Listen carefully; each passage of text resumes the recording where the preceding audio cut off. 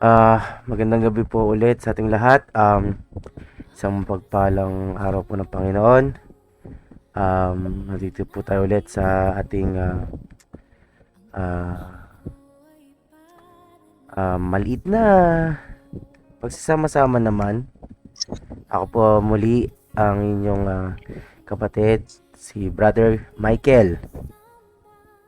Po si Gan. Ako po si John. At ito na naman po ang hindi masyadong late night after session fellowship. So, may mga ilang weeks po na hindi kami nakapagsama-sama. Sapagkat may mga nangyari po na hindi maganda at maganda sa mga nakalipas na araw. Pero kahit paano lahat po ng mga pangyayaring yun ay inaakit po namin na blessing mula sa Panginoon dahil napakaganda ng mga nangyari na yon. So, sige po, bago po tayo mag-start, tayo po ay manalangin. Ama naming nasa langit, minsan pa po Ama sa oras na ito na kami muli nagsama-sama sa iyong banal na harapan. Panginoon Diyos, patuloy po Ama na linisin mo po kami at humihingi kami ng kapatawaran sa aming mga pagkakasala. Naway patuloy po na sa aming kalagitnaan ay patuloy kang aming maranasan. Sa pamamagitan po ng pagkilos ng banal na Espiritu Santo ay pangunahan mo po kami, Panginoong Diyos, upang patuloy po Ama na sa aming pagtitipong ito, walang ibang madakil at may task kundi ang tanging mong pangalan. Hayaan mo, Panginoong Diyos, na ang pangalan ng Panginoon Hesus ang mapupurihan at mapaparangalan. Hayaan mo, Panginoong Diyos, Ama, na sa mamagitan ng aming mga pag-uusap-usap, O Lord God, hayaan mo po, Panginoong Diyos, na kami lumago, Ama, at tumatag sa pananampalataya.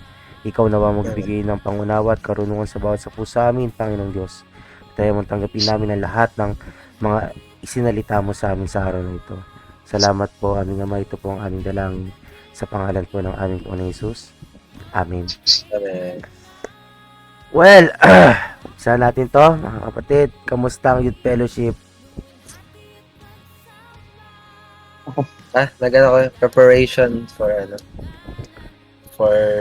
June 12. June 12. Pwede nyo bang sabihin ko anong meron sa June 12 para sa mga baka may mga makapakinig po sa atin. Sa June 12, we will have revival night in our church, the main church, like 7 p.m. ang start. And yes, and we will basically parang preparation siya. We're singing songs, the flow of the program. Kaya ayun yung ginawa naman. Yes. Okay? Hindi po kayo invited, di kayo in-invite eh. So, wala eh. Hindi ko ano ba yun? Preparation lang eh. Wala ka naman sinabi. So, Punta kayo guys! June 12! yun po. Sa isa na po, nagpe-prepare lang sila pero hindi sila nag-i-invite. No! Anyway, so, kamusta naman ang preparation nyo for June 12?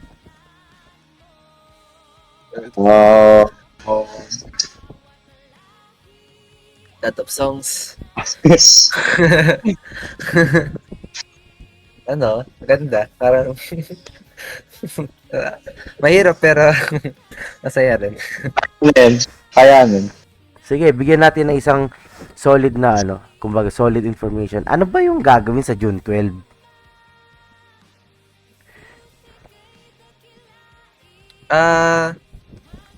So parang siya, parang since it's kasi revival night eh. So basically like parang kasi yun eh, 'di ba? Independence Day ba yun? Basta holiday yun, 'di ba? Ewan ko. Holiday yun. And it's a perfect time na parang since walang pasok or parang free yung iba, makaka-attend sila. And parang it's a way of papalakas sa mga kapatid natin na nangihina or nanglalamig. So, para sa mga kapatiran lang. Sa para sa lahat. Ano ba? Kasi sabi mo bro, para sa... Ate. para sa tawag dito, Alam mo yun. para sa kapatiran. Tapos bigla, ano pa talaga? Para sa, ano siya eh, like, universal. Universal. Universal na ano. Na, parang, kahit sino pwedeng like friends and family. So ano nga yun? Ano yung gagawin? Sa June 12. Parang kakaroon ng praise and worship and sharing and lalo na ang lalo na ang teaching the word of God sa mga pastors natin. Okay. Yun na yun? Yes. Kakaroon ng like sabihin natin, group selling, like group study. I-group din para may gustong may tanong or parang pakilala ang Panginoon lalo sa mga bukan na mga kasama doon. And or nanghina sila, they can be prayed ang time na yan. Hmm? Okay. So, iniimbitahan po namin kayo this June 12 sa saan? Sa Luneta? Jade.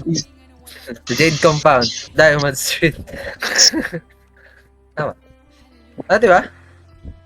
Ewan ko. No. So, magkita-kita Bakit daw, magkita-kita daw po tayo sa Jade Compound. So, i-google nyo lang po yung Jade Compound. Sa main church. Kita po dyan sa labas, makikita niyo yan, guys. Philippine Holy Joy Church. No, basta lumabas daw po kayo. Pag may nakita po kayong Philippine Holy Church, yun na yun.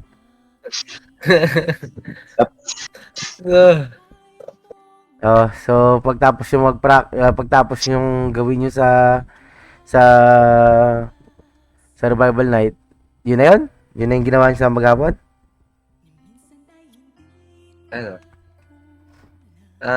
We had a little break sa Then, nag-catch up lang kami. Nag-catch up lang kami sa mga nangyari. Kasi, ang dami, like, ang dami nangyari.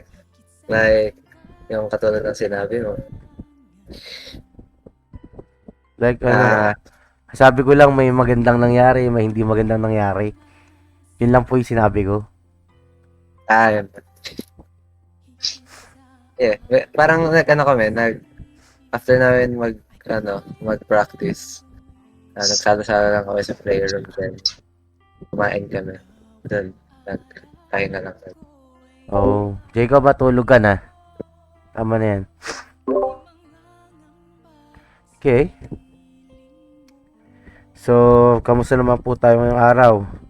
After nating marinig yung salita ng Panginoon. Grabe. Solid.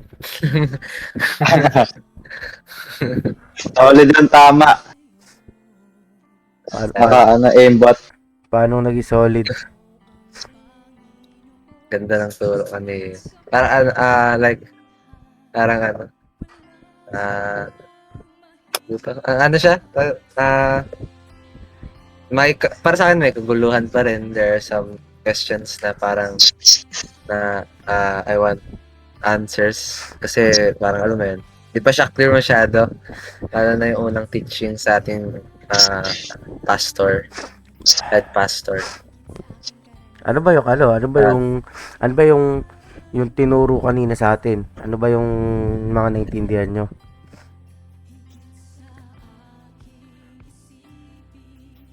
Well, during this last few months or Sundays, nakatanan siguro na yung naging topic natin sa mga nalipas na natin guys about living by the Spirit and not by the flesh. Kung ganina namang umaga ay natutunan natin nga yung about salvation and resurrection, being baptized through the Trinity and Holy Spirit. Then as well sa naging topic na ganina, the heart that goes with Jesus. Okay, so ano yun? Okay. So, dito medyo sa first part ni Pastor Jong, and same lang din kay God, medyo may kaguluhan pa rin sa isip. But from what I understood, bilang tao na na may nilalaman na spirito, the spirit is the only way kung paano tayo magdadala sa ating sa Panginoon. And without the spirit, we won't have God within us. Being born again by the spirit, hindi being born again does not literally means na ipapanak mo ito physically, but to our spirit, and that is by the Holy Spirit in the water. Dito, binanggit nga na yung water na binabanggit dito is the water baptism and the word of God. If we do not accept the water baptism or the word of God, we cannot accept the water baptism. So parang may procession dito. We have to accept the word first before we get ourselves to baptism. Ayun ang naging main concept ko sa unang teachings ni Pastor Jong. Okay. Ikaw, Brother God. Parang naging understanding ko sa tinuro is like, parang blessed tayo sa nangyari kasi, dito, yung ano natin like our spirit died. And because of this, God cannot dwell in us. Kaya ang galing kasi parang kinreate tayo in His image. But since we sinned, hindi makadwell yung Panginoon sa atin. Kaya gumawa siya ng way pang mabuhay uli yung ating espiritu.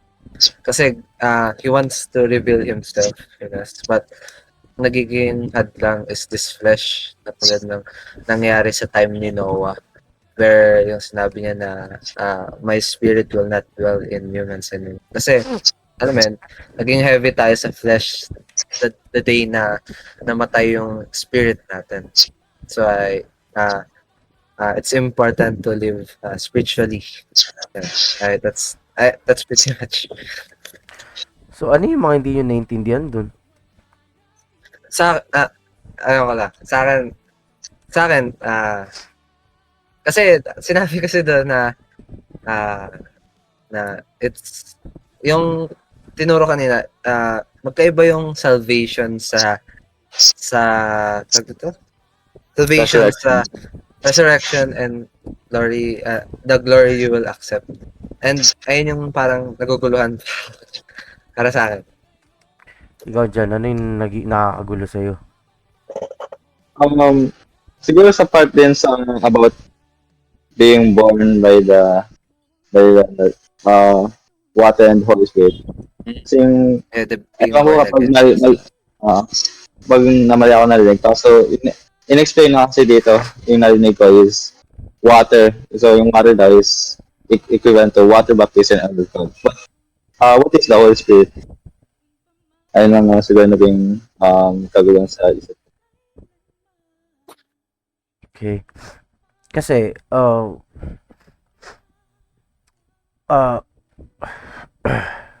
kailangan kasi i-resolve natin to eh. Siguro kung iintindihan natin, di ba? Doon muna tayo sa tanong ni God. Ano yung ang hindi mo maintindihan is what is salvation and what is ano? Parang bakit siya parang bakit siya parang bakit siya magkaiba yung salvation and the resurrection, like resurrection and glory that we will receive. Okay. Ano ba yung kasi ito kasi yun eh. Kung hindi natin naiintindihan salvation, paano mo malalaman sa sarili mo kung meron ka salvation? Nagigets mo ba? So, ibig sabihin, kung sinasabi mo hindi mo nagigets kung ano pagkakaiba ng salvation at ng resurrection, parang mismo ikaw sa sarili mo, hindi mo rin naintindihan kung ano yung salvation na tinanggap mo. Tama ba? Kasi kung doon nagkakaroon ka ng kalituhan, 'di ba? Na hindi mo naintindihan kung ano yung salvation na tinanggap mo at yung ano yung resurrection na hinihintay mo. Hindi ba parang may problema no? 'Di ba? Kasi we all know uh,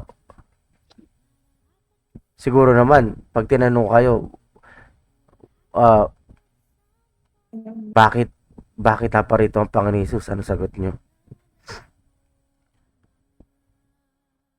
Um, para ligtas tayo sa kasalanan. Sa kasalanan, di ba? Yes. Ang tanong, niligtas na ba tayo? Yes. Yes. Anong tawag doon? Salvation. Salvation. Ba't parang di nyo ata alam? Di ba? Kaya yun yung tinatawag na salvation. Hindi natin kaya iligtas yung sarili natin. Ah. That is why God sent Jesus Christ para ano? Siya yung maging redeemer natin. Why? Because sabi nga, 'di ba? Sabi nga sa tag dito.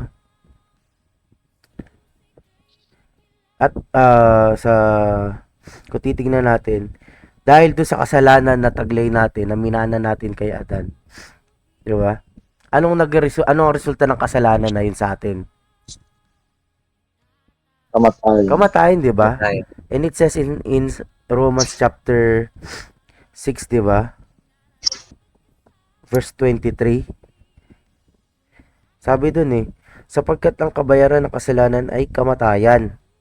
So doon pa lang mag-stop lang tayo doon.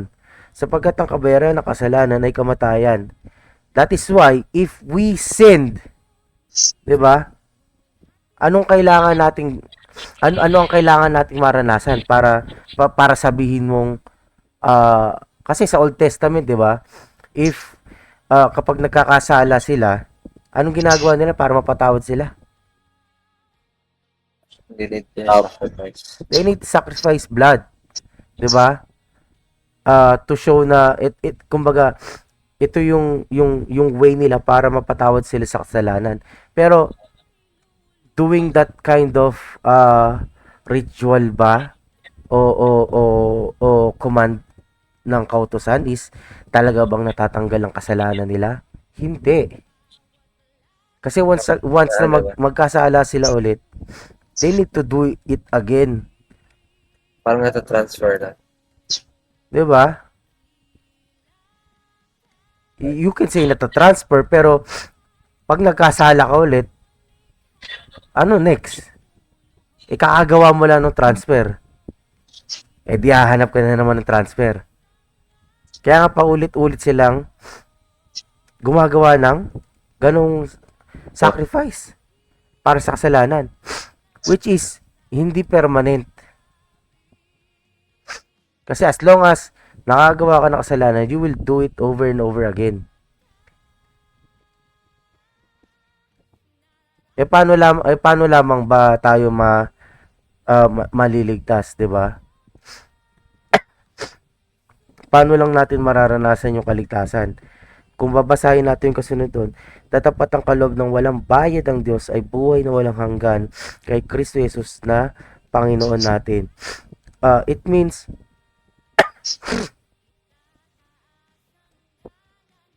kung nais nating maranasan talaga yung salvation, we should kumbaga bayaran yun yung pagkakasala na nagawa natin. Pero dahil nga hindi natin kayang gawin na i-offer yung sarili natin, bakit hindi natin pwedeng offer ang sarili natin? Kasi may kasalanan. May kasalanan tayo. Yun na nga kaya ka nga mag-o-offer, 'di ba, para mabayaran yung kasalanan mo.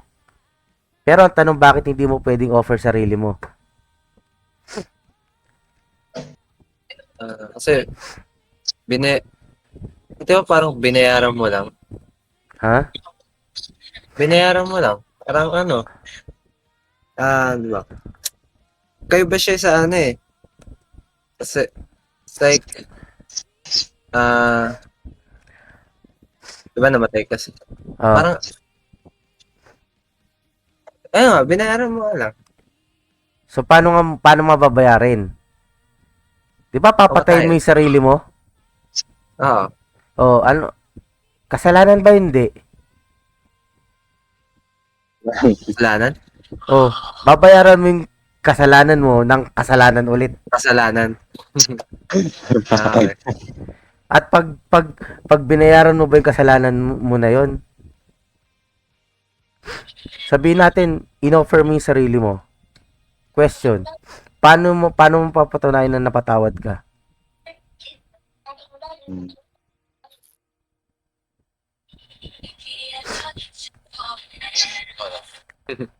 Ano, pag namatay na ako? Hmm. Kung Yun kung na. kung pwede mong i-offer sa sarili mo, paano mo malalaman na napatawad ka?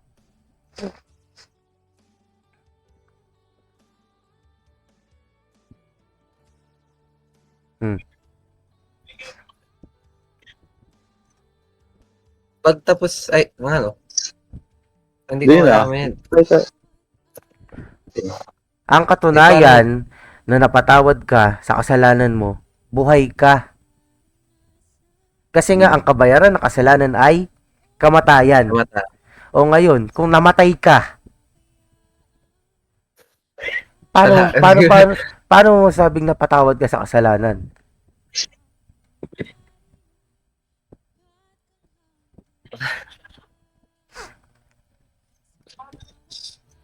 That's why kaya nga hindi natin pwedeng offer yung sarili natin. Possible. Impossible. That is why si Jesus Christ yung perfect sacrifice. Why? Kasi nung namatay siya, after 3 days, He resurrected. At isa yun sa katunayan na kung saan siya talaga yung perfect sacrifice para sa atin. 'Di ba? That is why it's called salvation. Hindi natin kaya. Mismo ang Diyos ang gumawa ng paraan to give us a perfect sacrifice. Natutubos ng kasalanan natin. And of course, pag namatay ka, saan ka mapupunta? 'Di ba? Saan ka dadali ng kasalanan mo? 'Di ba? Kasi binayaran mo lang. 'Di ba? Ano Hindi ka bang na ano ba ano bang ginagawa ng sin, 'di ba? Ano bang ginagawa ng sin? You are being departed away from God.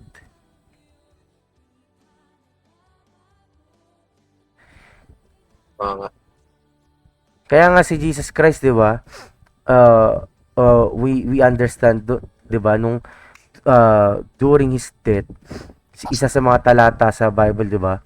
I think it's in Matthew, na kung saan, 'di ba, as soon as nung time na namatay si Jesus Christ, yung tabing na naghahati sa dakong banal at sa dakong kabanal-banalan, yung veil, yung tabing doon nahati, na torn apart, na buksan.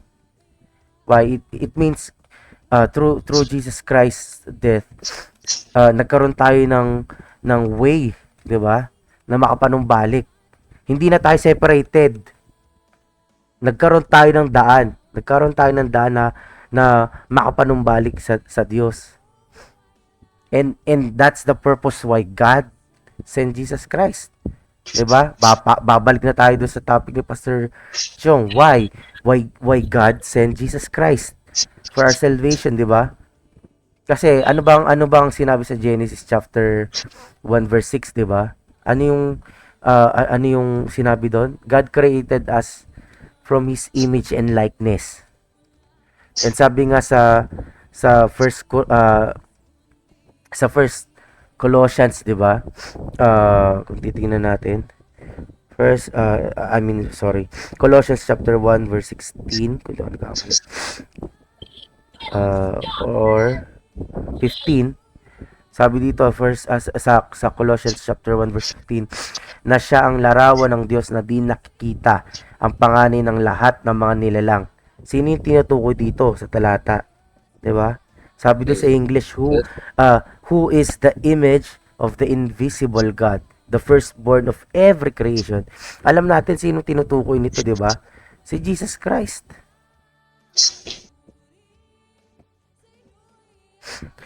Kaya nga doon papasok din na because we are created according to God's image and likeness, which is kumbaga si Jesus Christ din. Siya yung image, siya yung likeness ng Diyos, meaning we are created by God. Kumbaga pwede nga natin sabihin na like already part of His family, eh. 'Di ba? Kaya maunawaan natin bakit nais mag-dwell ng Diyos sa atin. Kasi nilikha niya tayo ayon sa kanyang wangis at larawan. Kaya may kumbaga may karapatan ng Diyos na manahan sa atin. Hindi siya pwedeng manahan sa iba. Hindi siya pwedeng manahan sa hayop, sa mga halaman, sa iba niyang nilikha. Kanino lang pwedeng manahan ng Diyos? Sa nilikha niya. Bakit? Kasi nilikha niya tayo ayon sa kanyang wangis at larawan. Pero dahil nga sa kasalanan na yun, naputol yun eh. That's why, 'di ba, yung spirit na kaya nga masabi natin na tayo lang yung unique sa mga nilikha ng Diyos. Hindi lang niya tayo nilikha out of nowhere, hindi lang tayo parte ng creation, pero tayo lang yung creation na merong spirit. That is why God can dwell in us, because God give us spirit. And because of sin, yung spirit na yun namatay. Naputol, namatay. 'Di ba? Kaya nga kung babayaran natin yung kasalanan natin, yes, you can say mababayaran mo yon, pero you will really wala. Paano ka mako-connect? Paano ka makakabalik sa Diyos, 'di ba? Because you are not worthy, you are full of sin. Oh. At ang sabi nga din, ang kabayaran lang ang kabayaran sa kasalanan is kamatayan. Yes, you will die, but you're still sinner. So, hindi pwedeng manahan sa iyo ang Diyos.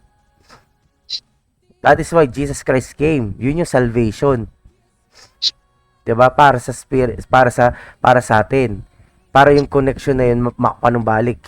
Jesus Christ restored that connection through His blood. 'Di ba?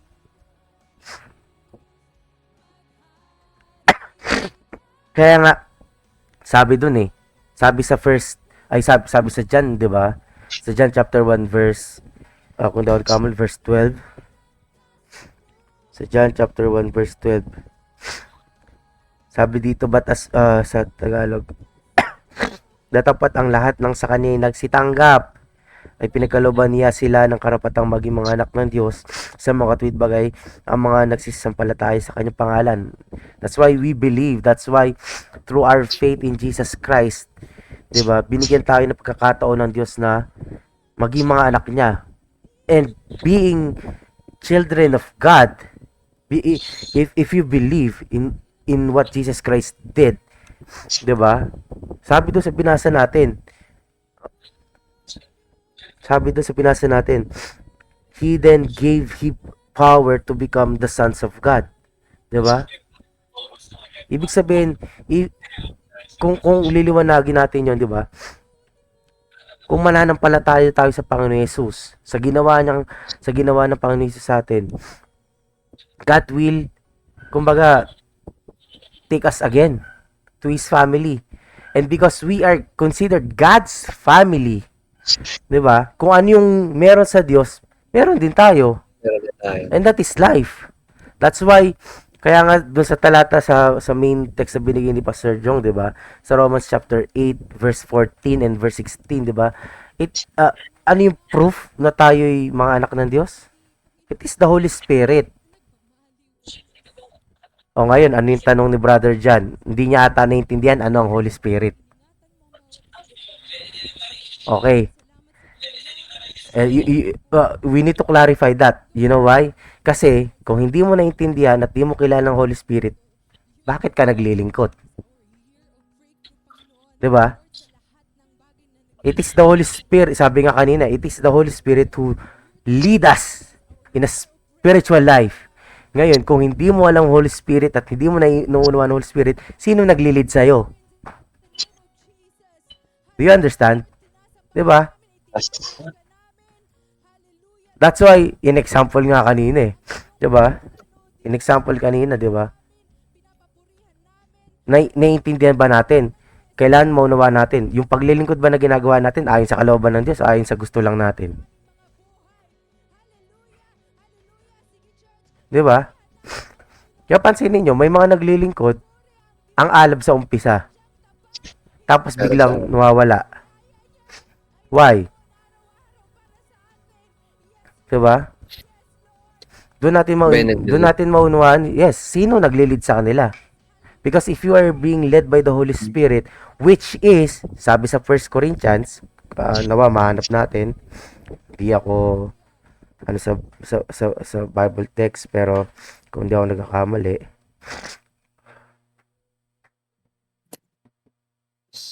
sabi natin,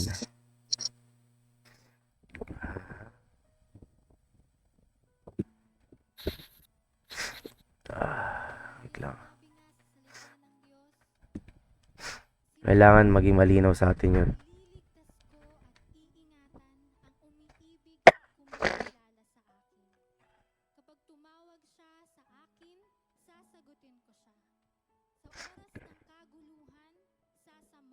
Kailangan mahanap natin. Nasa 1 Corinthians chapter 1.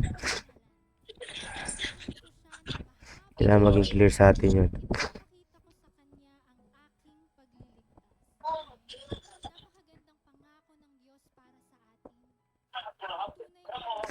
Hanap ko lang.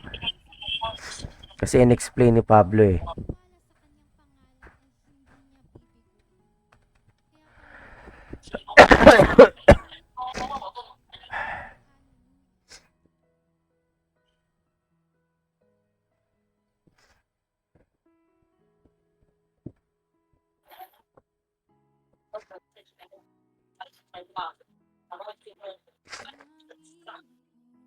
Para maging malinaw kayo dyan.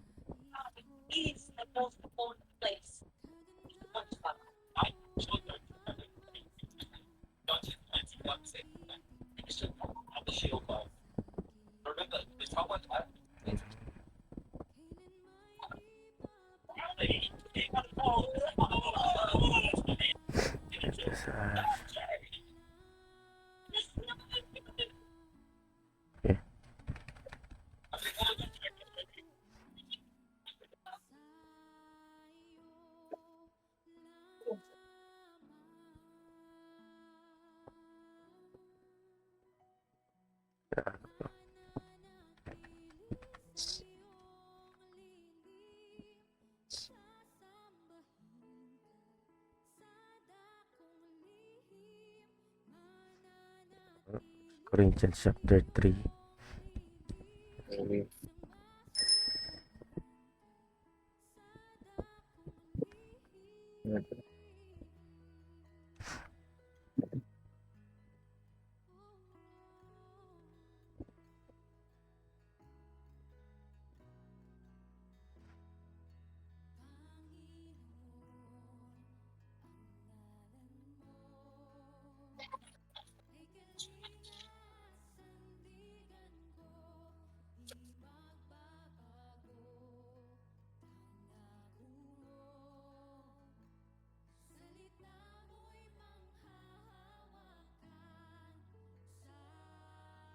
Okay, puntahan muna natin dito sa 1 Corinthians chapter 3 verse 16. Ito. Okay, sabi dito, hindi ba ninyo nalalaman na kayo templo ng Diyos at ang Espiritu ng Diyos ay nananahan sa inyo? Diba? Dito sa talatang to, sabi dito, we are called the temple of God. And sabi nga sa English eh, and that the Spirit of God dwells in you. 'Di ba? Kung unawain natin, sino yung tinutukoy dito na Spirit of God? Yung Holy Spirit. It is the Holy Spirit. Di ba? It means, sabi doon, kung ikaw ay templo ng Diyos, then God will dwell in you through what? Through the Holy Spirit. Mm. Kasi hindi pwede mag-dwell sa atin ang Diyos. Why? Kung di ako nagkakamali, sabi sa mga talata, isang talata sa Old Testament, I think it's in I think 2 Samuel, kung di ako nagkakamali, na sinabi doon, walang makakapag-contain sa Diyos. Sabi nga doon, ang trono ng Diyos ay ang kalangitan at ang lupa ay ang kanyang tuntungan lang ng kanyang paa. So God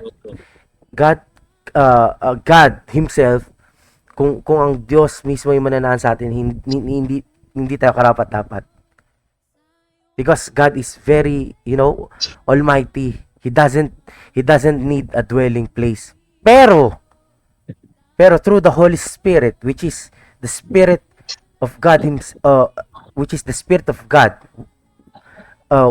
ito yung pwedeng manahan sa atin. Kaya nga, through the Holy Spirit, our dead spirit lives. Yun yung tinatawag na revive. Now, paano tayo magiging karapat-dapat na templo ng Banal na Espiritu Santo? Oh, 'di ba? Of course, if we are kumbaga yun nga if we will accept Jesus Christ on what He did on the cross, na dahil sa ginawa ni Jesus Christ, na sa kanyang kamatayan, niligtas siya tayo doon sa kasalanan.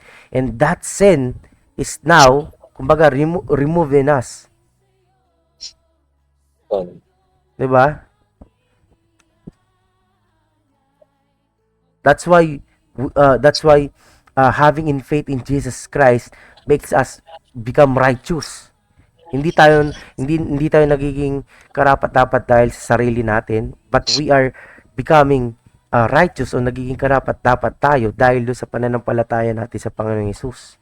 And for that, dahil sa pananalig na yon, God can send the Holy Spirit in us, to live in us, to dwell in us, para patuloy tayong tulungang mamuhay sa kabanalan. Well, diba? Doon papasok ngayon yung turo ni Pastor Jong na kaya sinabi na itong text na to hindi ito related sa kaligtasan. Kasi tapos na yon, tinanggap mo na Ano yung tinutukoy nung turo ni Pastor Jong? How to maintain your holiness.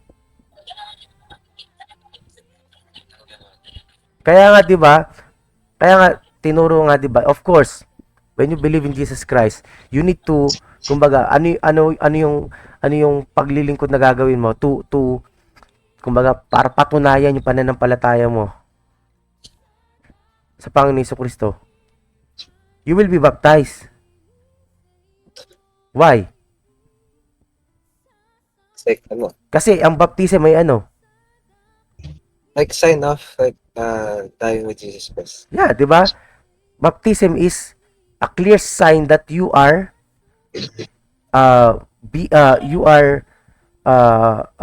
accepting death like Jesus Christ did. And sa pag-ahon mo sa tubig, you are also resurrected like Jesus Christ did. Pero nagbago ka na ba nun? Pag-ahon mo ba sa tubig, blue na yung eyes mo, mahaba na yung buhok mo, may bigote at talbas ka na rin? Diba? Yun yung pinapaliwanag sa atin na, of course, that's why the Holy Spirit needs to dwell in us. Why? Kasi nung nabautismo tayo, wala naman nagbago Ikaw pa rin yan. Pero pero dahan-dahan, papatayin mo na yung mga ginagawa mo dati. Why? Because yung mga ginagawa mo dati, yan yung mga paraan na, ano, nagkakos ng sin sa'yo. Why? Because, ano, sabi nga, di ba? Yung katawan natin, kanino ba? Hmm. Kanino ba yung katawan natin? Hmm. Flesh, Diablo. Bakit naging sa Diablo yun? Kasi flesh cannot please God. Kaya nga, pero tanong ko, bakit nga naging sa Diablo yun? Um, O, babalikan ko kayo ha. Magbabayo break lang ako. Kasi, yung flesh, ang nilasa naman kasi yung flesh is worldly things eh. Not the eternal things. I think naging sa Diablo kasi we live by the sin kaya sinusundan natin yung sin. I think I think it's the moment na yung time ni Adam ni Eve yung ano okay. yung pwede yung siguro Oh. ano ba yun what was it?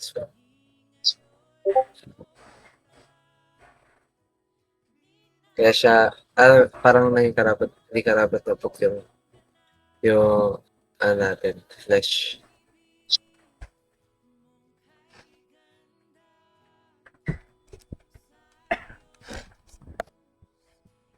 O, ano sagot? Ano na? Bakit naging sa Diablo yung flesh natin? So, only desires worldly things are sounded as sin. And because of that's a sin, yung sin yung nagiging way of life natin, yung sinusundan natin sa buhay natin. Tama, dahil sa sin. And because of that, kumbaga, God allow the enemy to, kumbaga, pwede natin sabihin, ano ba? I'll say, it's a curse. Yun yung curse na tinanggap ng kaaway. Pero, I'll say, God allowed it. You know, sabi kasi sa sa Genesis chapter 3, 'di ba? Yung fall of men, pagka-fall ni Adam at saka ni Eve, 'di ba? Ano sinabi ng Diablo? Ay ng Diyos sa ahas, 'di ba? Habang buhay kang gagapang sa yan lupa na yan, gagapangan mo yung belly mo. And our body's made of that ground, that soil, that dust, 'di ba? Kaya yung katawan natin under sa Diablo. Kaya itong katawan natin, purong kasalanan ng gusto. 'Di ba? Ano bang ginagawa? Ano bang benefit ng nakukuha ng katawan natin sa Word of God? Ha? Anong benefit ang nakukuha ng Word of God sa katawan natin? Parang ano lang kasi ito eh. Parang Oh. tawag din? Damit ng spirit. Oh, so Kaya, ano ang sagot? wala. Wala. Wala. Spirit yung nag-i-aware. Walang Wala. benefit ang Word of God sa katawan natin. Sa totoo lang. Kaya nga ayaw ng katawan natin ng Word of God. Anong gusto ng body natin? 'Di ba? Pleasures. Kung anong gusto mong gawin sa katawan mo. Yan. Oh. Yan ang ginagawa ng katawan. And through the same reason, yung benefit na ba na yon? Sino ang nakikinabang? Ang katawan lang. Ang Diyos ba nakikinabang? Hindi.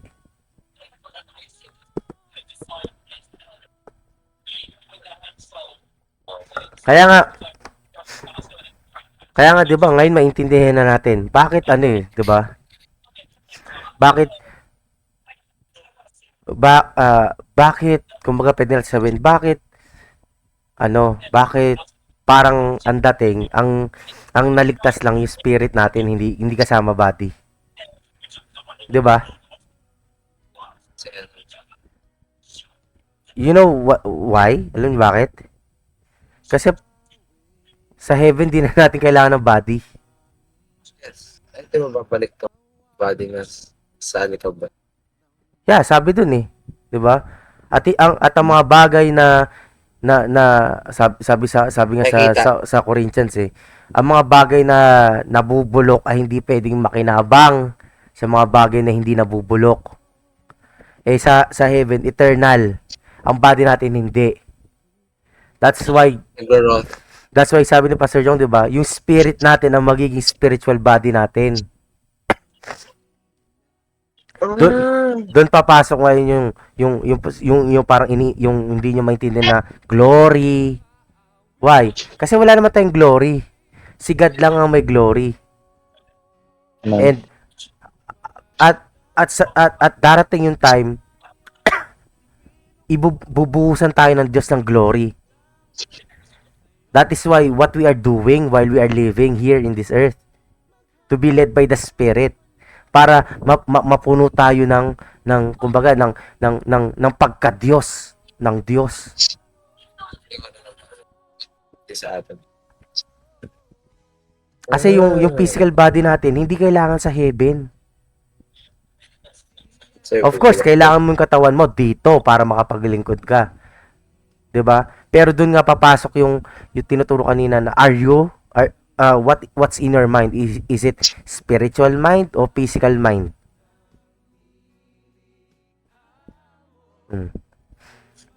Kasi doon mo lang masabi na you are kasi 'di ba? Kaya nga ang gusto ni Jesus Christ sa atin, we need to be born again. When you say you are born again, you are what? Born again? New person. A new person. New person. Having a new body. Ibig sabihin, pag sinabi mo born again ka, ngayon, Hindi ka na dati. yung kahapon na ikaw, hindi na ngayon. It means you will suddenly do a 180 degrees flip. Kaya nga ang tunay na born again, pinapangunahan ng Espiritu Santo. You will listen, you will accept the word of God as the word of God. Na parang nangungusap sa iyo ang Diyos. Kaya nga sabi doon, 'di ba? Hindi lang siya nagiging head knowledge, you accept it as the word itself. Na kung sa pag narinig mo, sinabi ng Panginoon, gawin mo to, you will do it immediately. Because you accept it as the word itself. Diba? Kaya nga maunawa natin bakit kumbaga huling sinabi ng ano, 'di ba, sa atin. We need to really check ourselves. We need to check our heart if Jesus Christ is in us. 'Di ba? O baka naman sinasabi mo lang na mananampalataya ka, born again ka, pero you are living in the flesh. 'Di ba?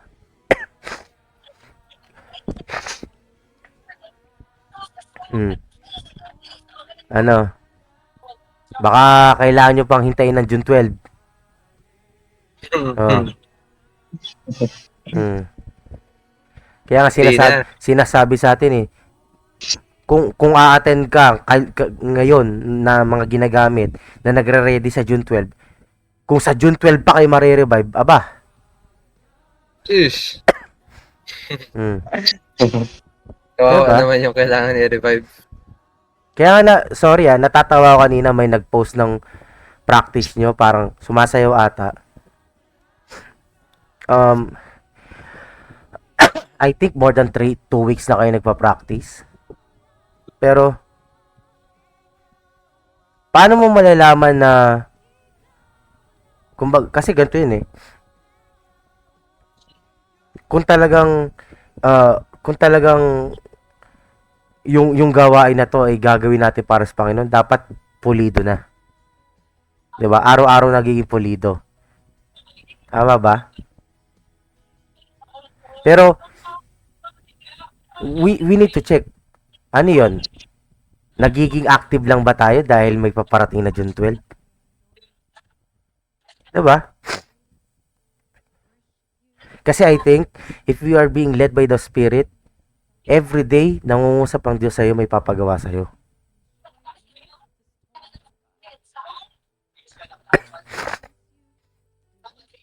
Kasi yun ang sabi ni Jesus Christ eh. 'Di ba? Yakyat, bago siya makaranas sa kamatayan, sinabi niya sa mga alagad niya, aalis ako pero don't worry, may pupunta sa inyo. Ituturo sa inyo ang katotohanan. Kaya nga tawag sa kanya Spirit of Truth. Ang Holy Spirit, ang tawag din sa kanya Spirit of Truth. Ang Holy Spirit tawag din sa kanya Paraclete. 'Di ba? Ano ang sabihin nun? Counselor, Defender. Why? Kasi ang gagawin lang ng Holy Spirit, i-reveal sa iyo ang Diyos. 'Di ba? At kung nagre-reveal sa yung Holy Spirit, anong gagawin mo? 'Di ba?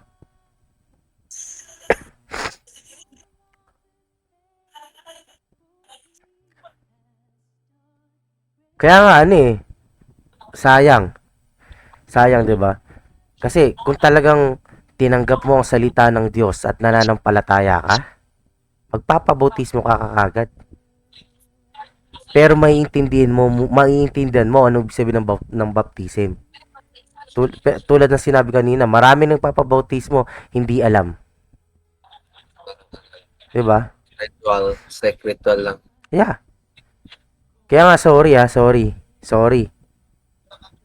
Paano mo maintindihan ang paglilingkod? Paano mo masabing ginagawa mo to para sa Panginoon, naglilingkod ka? Hindi ka pa nga nagpapabautismo.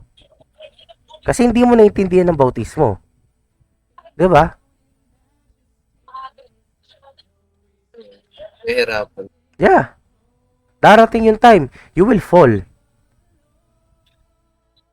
I'm not against them. Pero dapat pinapaunawa natin sa kanila.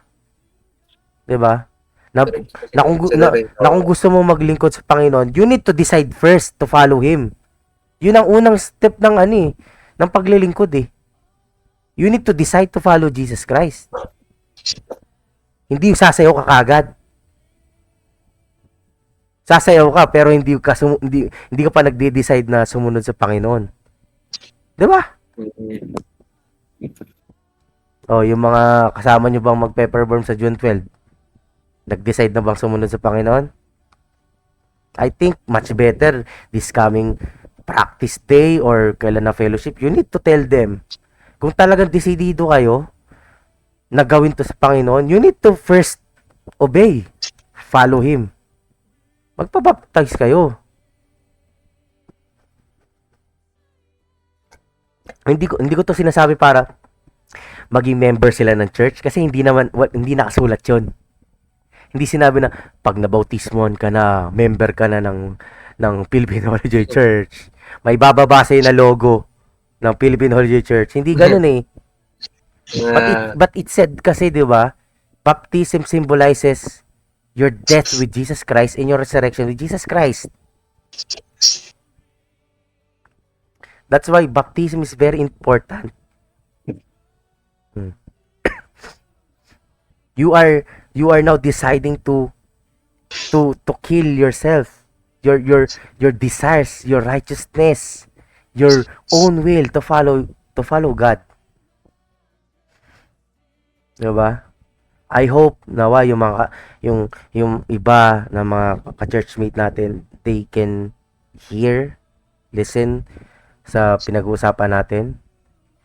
Because I think They need it. Hindi lang tayo ang may kailangan nun, sila din. Mm. 'Di ba? Kasi napaka-importante niyan. 'Di ba?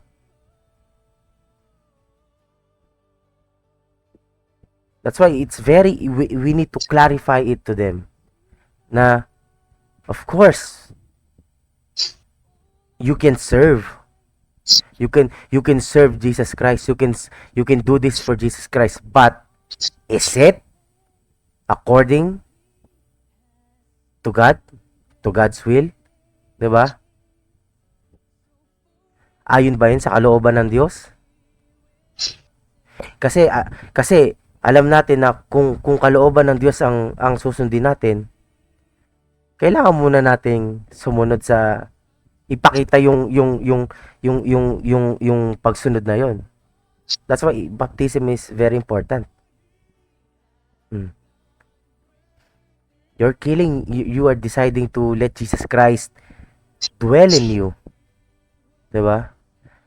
And if you have faith, you will be baptized. Kasi hindi pwedeng may pananampalataya ka tapos di ka magpapabautismo. I think parang may narinig na ata akong ganun eh. May pananampalataya ako pero ayoko pa kasi magpabautismo eh. Parang, that's weird. Diba? Even Jesus Christ baptized, receive baptism. Hindi dahil sa makasalanan siya. Pero ano sabi doon? Kasi kalooban yun ng Diyos. Ang baptism, kalooban ng Diyos. Baka sabihin nila, nagjo-joke tayo, basahin po natin. Matthew chapter, tingnan natin. Para clear. Wala, clear tayo. Okay.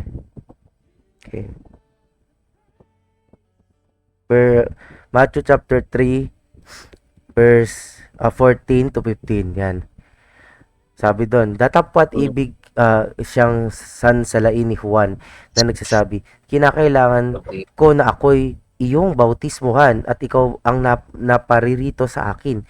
Ngunit pagsagot ni Jesus ay sinabi sa kanya, payagan mo ngayon sapagkat ganyan ang nararapat sa atin. Sapagkat ganyan ang nararapat sa atin. Ang pagganap ng buong katwiran ng magkagayay pinayagan niya siya. Diba? Even Jesus Christ said, pagganap ng buong katwiran, kailangan nararapat to sa atin. Ayaw mo sa English. Sabi dito, suffer it to be so now, for thus it becomes us to fulfill all righteousness. Kasi ayon sa kalooban ng Diyos. And we know that yung water baptism ni Jesus Christ symbolizes same thing. Kasi di ba? Tingnan nyo. Pagtapos mabautismo ni Jesus Christ, anong ginawa niya? Of course, pagtapos siya mabautismo, pumunta siya sa desert eh. Diba? And after that, anong next na nangyari? Fasting siya. Then, na siya ng demons. Kaya nga, pagtapos nun, Then na siya nag-start. doon siya nag-start ng ministry. Bakit hindi ginawa ni Jesus Christ, ministry muna tapos baptism? And then, parang, kasi nag-decide na siya siguro, sumunod Kasi sa, hindi yun ang tamang sagot doon, God. Hindi yun ang tamang way. Hindi yan yung parang right order. Yeah. That's not the right way. Kasi bakit? Si Jesus Christ, bago siya nabautismuhan, ano bang ginagawa ni Jesus Christ? Carpentero. Yung job niya. Carpentero. Karpentero. Ibig sabihin, nasa mundo pa. Karpentero. Pero nung nabautismo si Jesus Christ, nag-carpentry pa ba siya? Hindi na. Full ministry na. Meaning, yung baptism ni Jesus Christ, kagaya na sa atin, you are separating yourself from the world.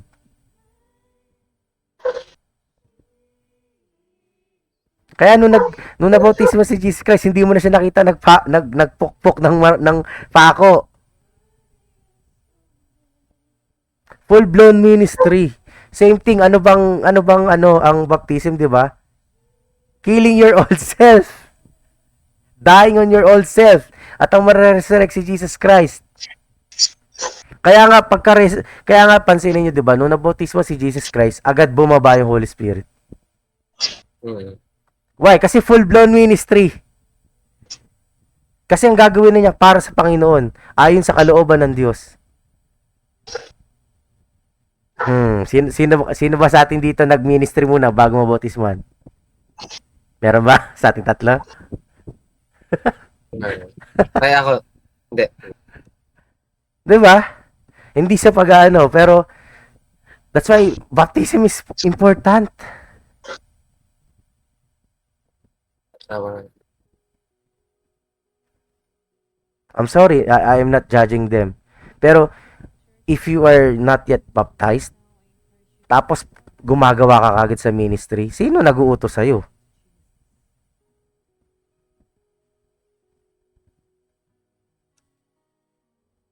Si Lord ba o ikaw?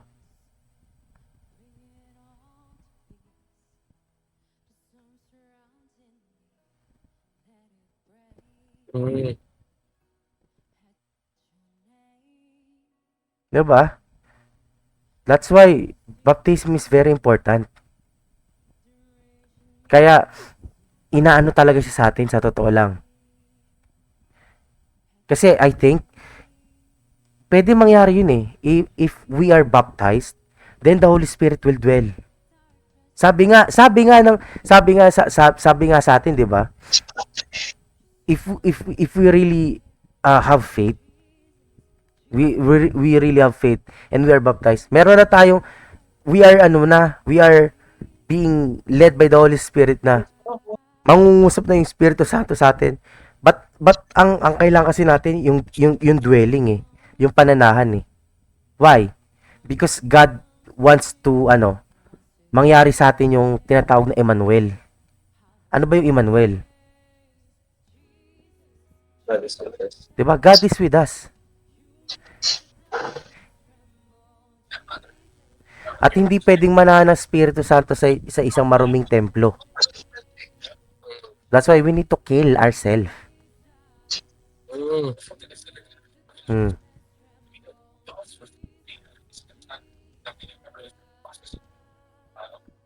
Kung sana nga kung naunawaan ko pa dati yung baptism, I think I think talaga sa kasi ako nabautismo na ako, hindi ko naintindihan ng baptism eh. Yeah. And I think halos majority ng nabautismohan sa church hindi naunawaan ng baptism. Kasi tingnan nyo, nung nabautismo si Jesus Christ, tsaka siya kinumfront ng kaaway. Pag hindi ka pa nababautismuhan, best friend pa kayo ng kaaway. Yeah. Sorry talaga. Kaya minsan nakakalungkot, may mga nakikita tayo. Kasama natin sa church naglilingkod, pero pag gumawa ng post sa Facebook, yung background music pa, wordly pa. Oh.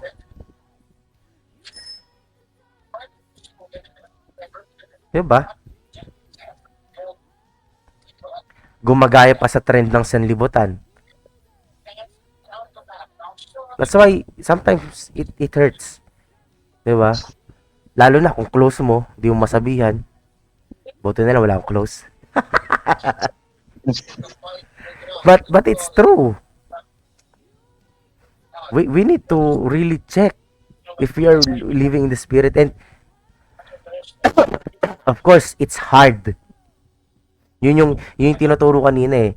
Because there's two mind. Talagang magmamanifesto yung dalawang kaisipan. Yung spiritual na kaisipan Na ito ang naisang, ito yung pinapasabi ng Espiritu Santo sa atin.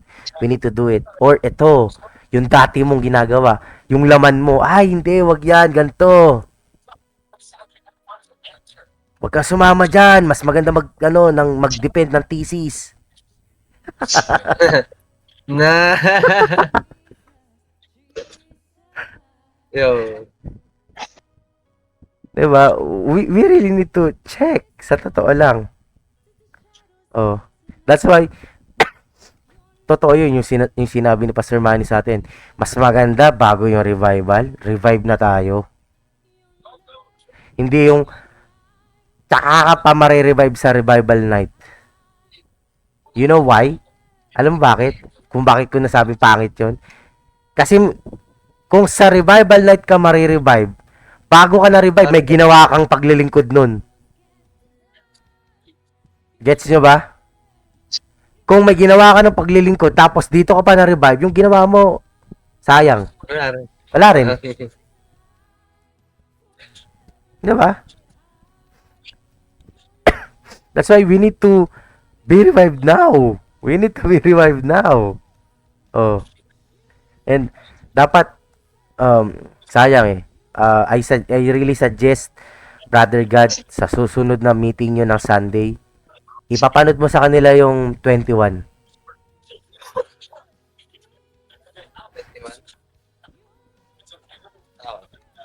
Kasi sayang. Then, pagtapos panoorin yun, o kaya ngayon, panoorin mo, Brother John. After that, check yourself.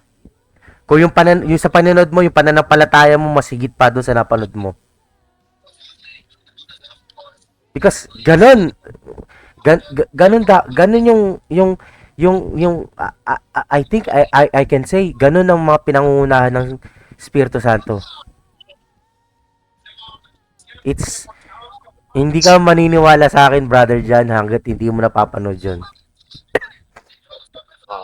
Grabe.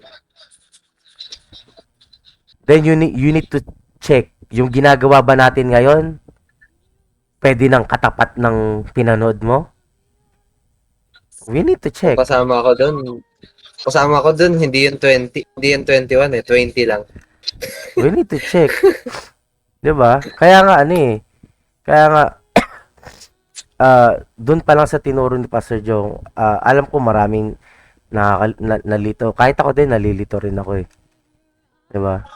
Pero it's important eh. Kasi connected pa rin siya doon sa tinuro ni Pastor Manny. Lang isang tao na sabi nga, anong title, 'di ba? Anong title nung turo ni Pastor Manny? Heart that goes with Jesus. 'Di ba?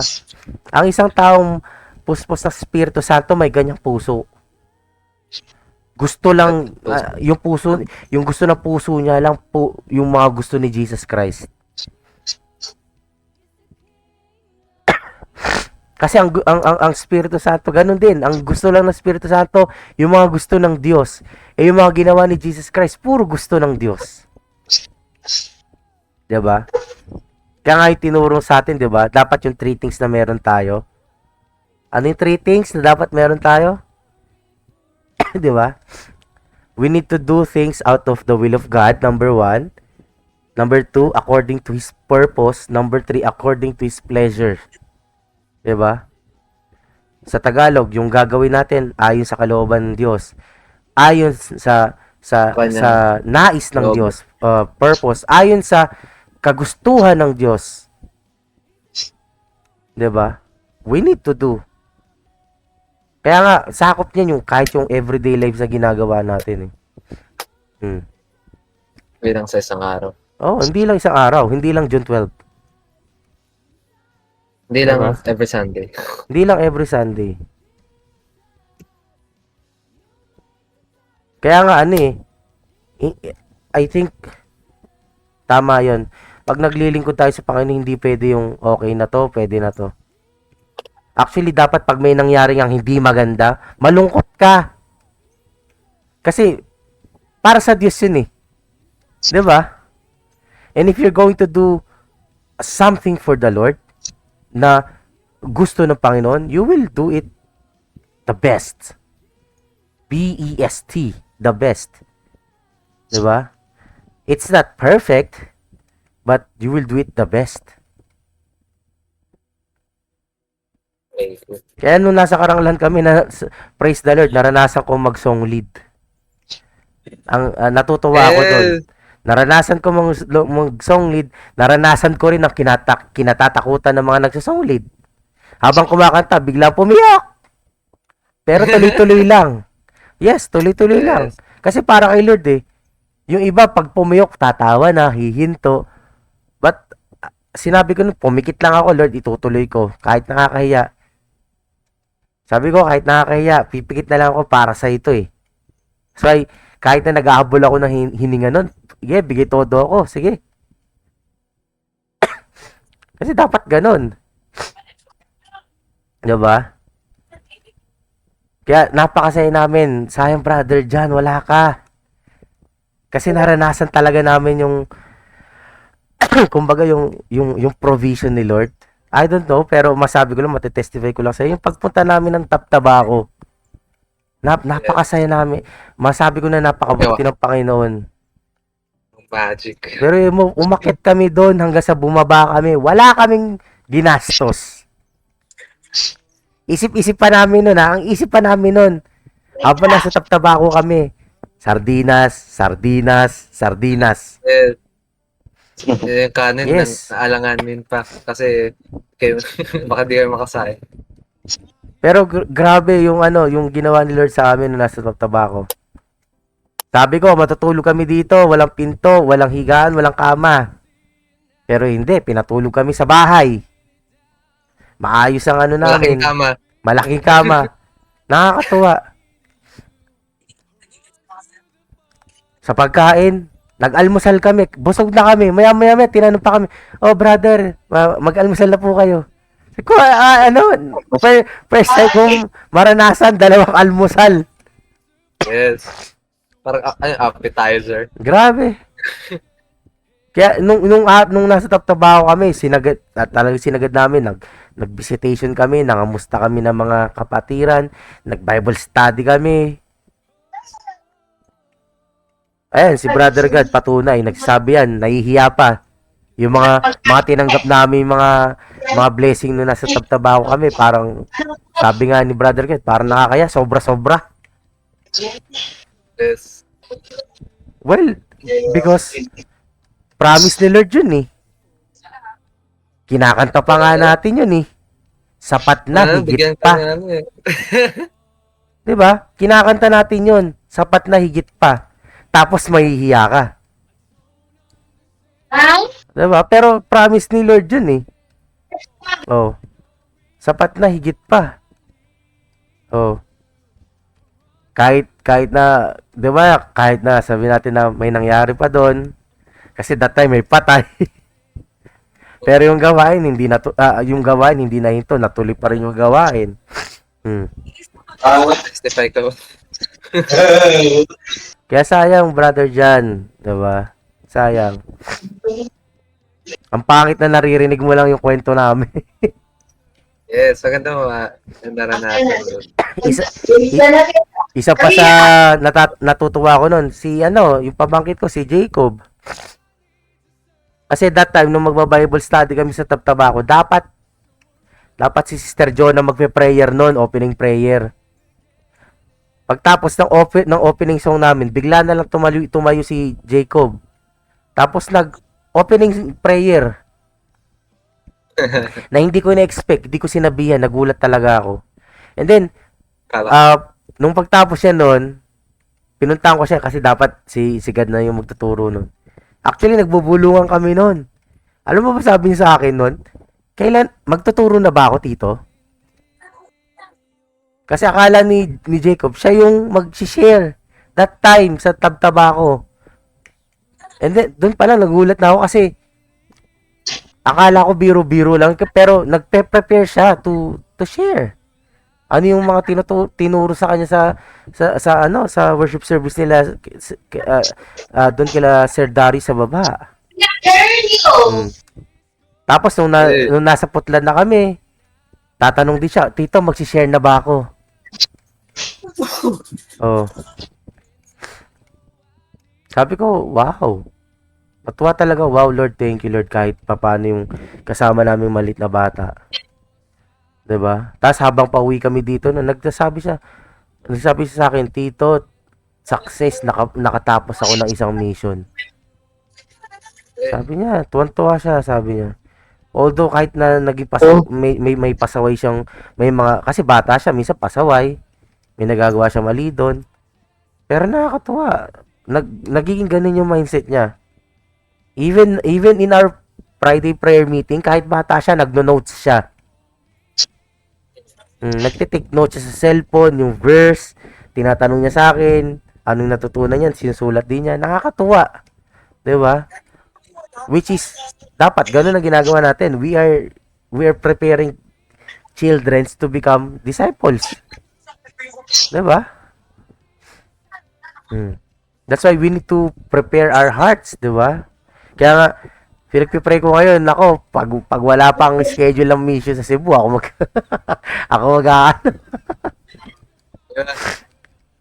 sayang.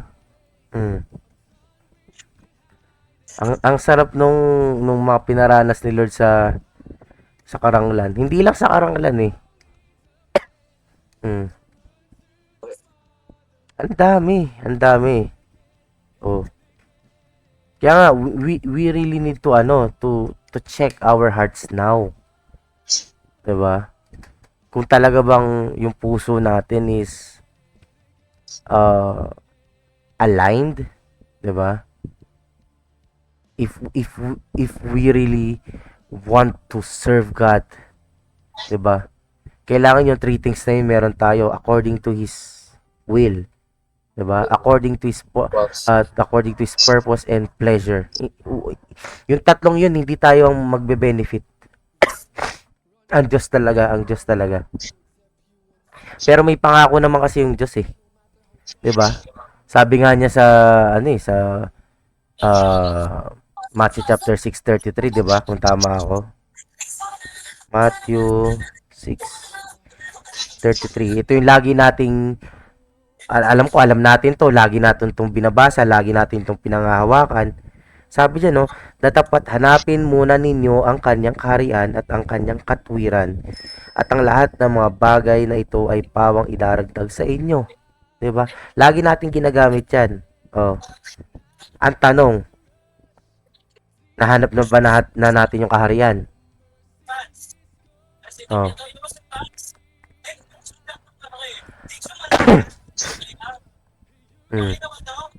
Nahanap na ba natin yung kaharian? Oh. Bang kaharian nakita. Oh. 'Di ba? Kasi kailangan nating unawain ano yung tinutukoy dito na kaharian? Oh. Nag-download.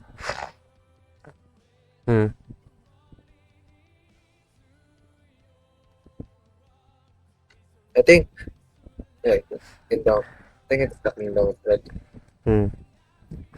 Anong kingdom yun?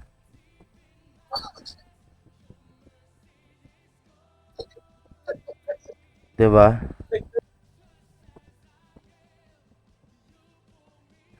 Kasi kailangan natin maunawaan yan eh.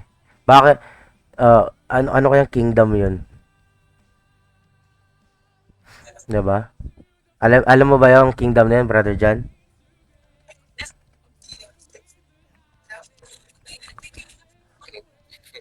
Ha?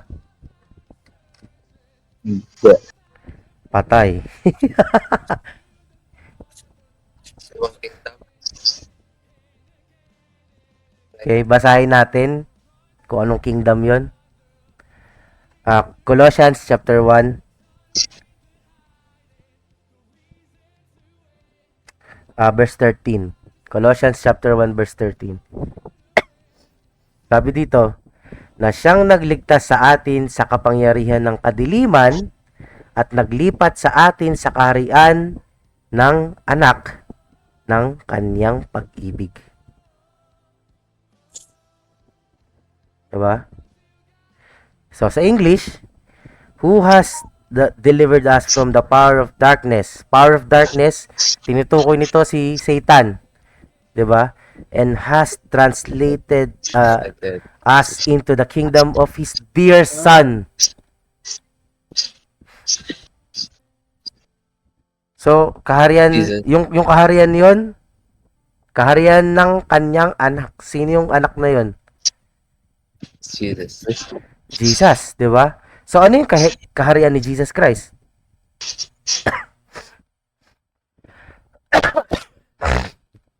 Oh. Kasi sabi dito yung kung iintindihan natin, yung verse na to, tinutukoy nito, yung kaharian na to, na nasa anak, dating nasa kapangyarihan ng kadiliman. So, ibig sabihin, yung dating may hawak ng kaharian, is si Satan. Di ba? Hmm. So, ano yung kaharian na yon?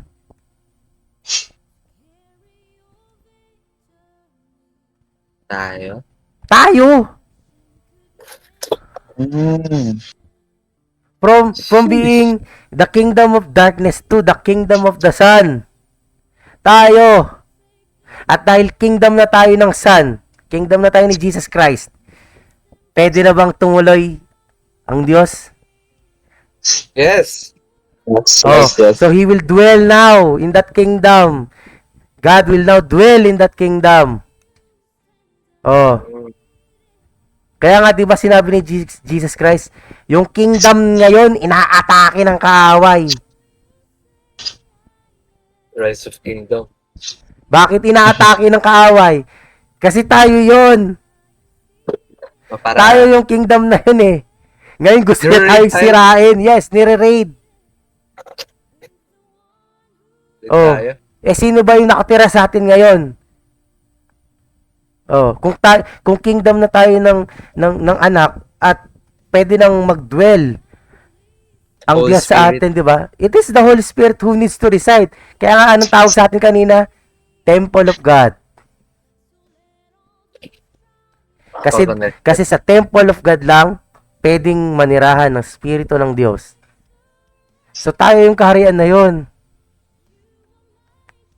Oh. Sabi doon, 'di ba? Sabi doon sa binasa natin. 'Di ba? Dapat hanapin muna ninyo ang kanyang kaharian at ang kanyang katwiran, at ang lahat ng mga bagay na ito ay pawang idaragdag sa inyo. So if we found out now na tayo yung kaharian, we need to now let His righteousness be revealed. Paano mahahayag yung katwiran na yon? Because nananahan na sa atin yung Holy Spirit. The Holy Spirit will tell us ano yung gusto ni God, what's His purpose, what's His pleasure, what's His will. 'Di ba? Yun yung katwiran ng Diyos, and we need to, anong tawag doon? Take action. Sabi nga nung last worship service 'Di ba? At dahil nakatira na yung Diyos sa atin, sabi nga dito sa ni Pastor Manny, 'di ba? Kung ikaw, yung puso mo is you follow Jesus Christ, kung sino man yung nananahan sa atin ngayon, susundin natin. 100%, walang double-minded thinking, walang physical mind. Kasi kung tayo yung kaharian, merong kumbaga nag-overseer. 'Di ba? May king sa loob. Doon papasok ngayon yung sino ang king sa atin. Is it the spiritual mind or is it the physical mind? Kasi kung physical mind, ikaw ang king. Kung spiritual mind, Jesus Christ is the king of your kingdom.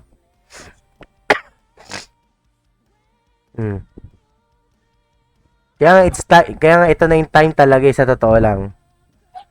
Nag-uusap kami kanina ni Ate Jack niya. Sabi niya, paano halimbawa pag sinabi ni Pastor John, pupunta siya ng Karanglan, sama ka. Sabi ko, di sama ako ilang araw. Kung kalooban ng Diyos na, kung yun ang kalooban ng Diyos para di ba? Kung yun ang sinasabi ng Diyos para makapaglingkod ako sa Kanya, I will do. Mm. Kaya sa totoo lang, lumalaban yung katawan ko, yung physical ko. Even my physical talaga. Lumalaban, ayaw gawin yan, wag ka sumunod. That's why merong fight, there's fighting. Kaya lang, kanino ka magpapasakop? Mm. That's why we really need to check our hearts. Talaga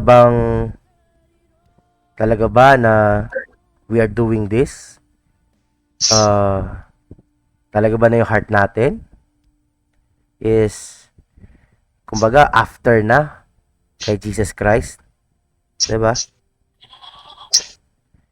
Kasi if we say that our heart is for Jesus Christ, sorry, wala nang pagdadalawang isip. Pag sinabi ng Diyos na gawin to, gagawin natin.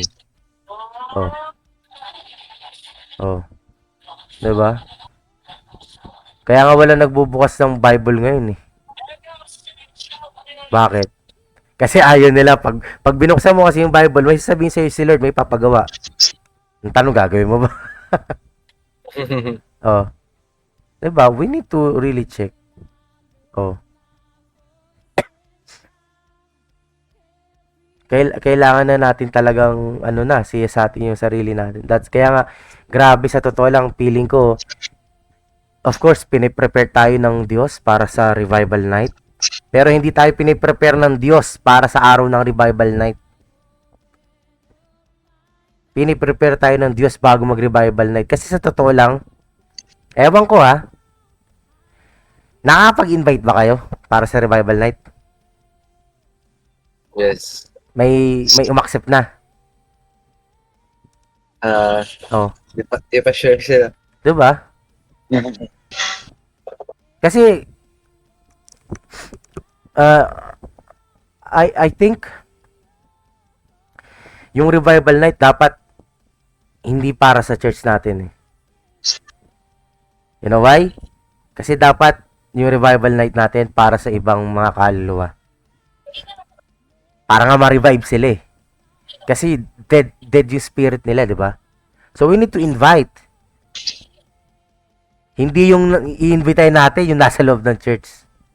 Of course kasama na yun, pero I think mas kailangan natin kung nag-extra effort tayo sa na-invitahan yung mga nanlalamig natin sa loob, dapat mas mag-extra effort tayo mag-invite sa labas. Sa totoo lang, we need to invite more people outside the church for the revival night. Kaya nga tinatanong ko kayo, ano bang gagawin sa revival night? Anong program? Saan? Ay, dito punta lang po kayo sa Jade Compound. Sinners nila, Jade Compound. Oh, sa Quezon City. Oh. Sayang. Diba? Actually, chinecheck ko nga eh. Chinecheck ko yung page natin ngayon sa PHJC. Chinecheck ko.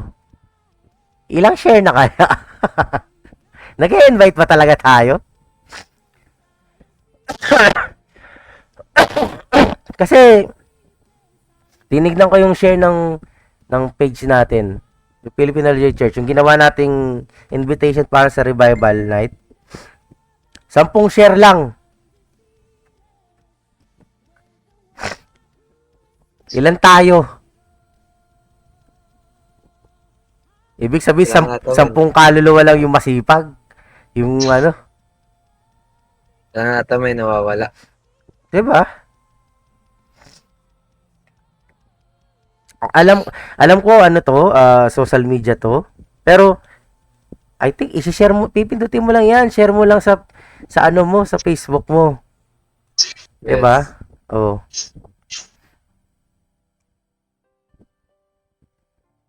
Kaya kailangan nating talaga maging seryoso na. Sa totoo lang. Nakakatuwa kahit papaano. Share ko lang sa inyo. Minsan masakit, minsan masakit siya. First time na mayroon nag-reply sa atin sa TikTok channel natin, sa TikTok natin, TikTok account natin.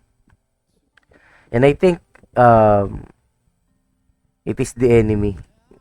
Medyo nakakaano rin siya. Nakakaba. Kasi kung ano-ano sinasabi niya. Actually, dinilit ko yon, nireport ko kasi siya. Kasi nag-post ako ng invitation natin. Yung worship service invitation natin na ginagawa natin, di ba? Na para makapag-imbita sa araw ng pananambahan. Para nawa, kahit sa simpleng ganun lang, makapag-invite tayo, 'di ba, ng mga soul through our social media platform. Tapos biglang may nag-comment. Tanong niya sa akin ganito. Sabi niya, "Yung pangalan ba ng church nyo nasa Bible?" Kung kayo, si Michael Joey Saunar, ano sagot nyo? Wala po. Ha? Wala. Wala. Okay. Ito reply niya. Kapag may pinakita ako sa yung pangalan ng church na nasa Bible, aalis ka ba dyan sa church mo?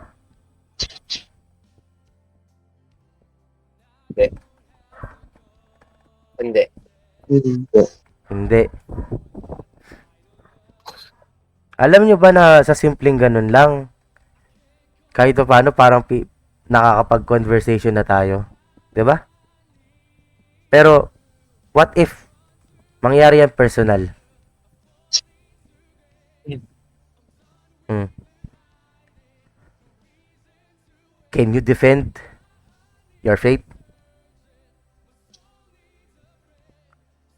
'Di ba? Actually, isa yun sa kinakatakutan natin. Bakit? Kaya wala nag-evangelism. Prosecute.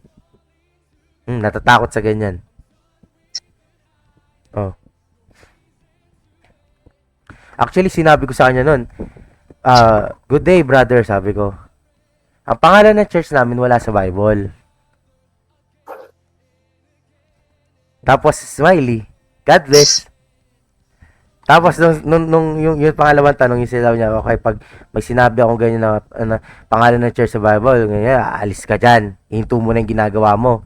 Sabi niya ganun. Ang reply ko, "Opo, ang pangalan ng church namin wala po sa Bible. Pero ginagawa po namin to para lamang po aya ng mga tao upang invite sila sa aming pananambahan. Ngayon po, kung hindi po kayo interesado sa ginagawa namin, okay lang po, salamat." Yun lang ang nireply ko. Hindi ako nakikipagdebate kung sino man siya. 'Di ba? Kasi sa totoo lang, of course, ang nakalagay sa Bible, may pangalan may pangalan na binanggit doon, Iglesia ni Cristo, Iglesia ng Diyos, 'di ba? Pero kung titingnan natin, meron bang registration ng church noon? Wala pa. Wala pa mga registration noon.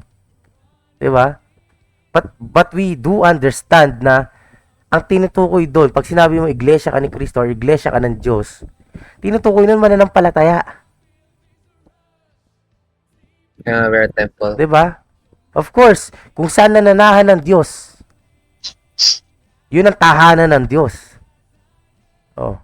Hindi building. That's why we really need to check our faith, ourselves now. Ako pinagpipray ko ngayon, Lord, kung ano man yung mga mababasang ganyan, magko-comment, okay lang, basta help me to answer with humbleness, kasi dahil di ako humble. Aminado ako doon.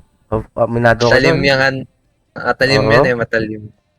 So kahit ako pinagpipray ko yun. 'Di ba? Kasi masabi ko, yung ginagawa natin pag-share ng mga worship service natin sa mga social media platforms, ginagawa natin to para maakay pa yung maabot ang marami pa mga kaluluwa. Because Jesus Christ commanded us. 'Di ba? To preach the gospel. Yes. Sabi nga sa Acts i-share yung gospel hanggang sa very ends of the earth. Of course, hindi naman natin kayang pumunta sa ibang bansa, ibang countries. Pero through using social media platforms, we can reach them through our worship service. 'Di ba? Kaya nakakatuwa eh. Nakakatawa talagang ewan ko kung totoong Pakistani sila, talagang taga-Pakistan sila, pero nakakatuwa. May mga nagko-comment sa atin na baka naman pwede kayo pumunta dito sa Pakistan. Oh, ready ba kayo? Oh, Pwede ba kayo?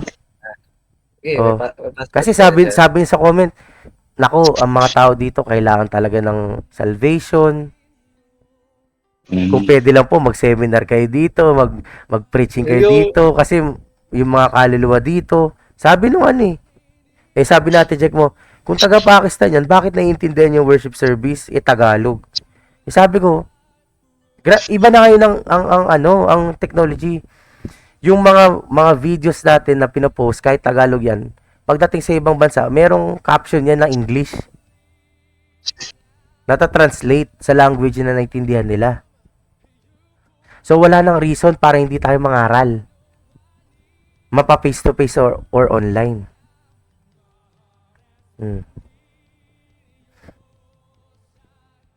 Kaya nga dapat sa totoo lang I think dapat yung mga kayo na nagpa-practice sa revival night, dapat nagkakaroon din kayo ng sharing ng word of God. Sa totoo lang. Kasi kung puro ganun na lang gagawin nyo, wala na.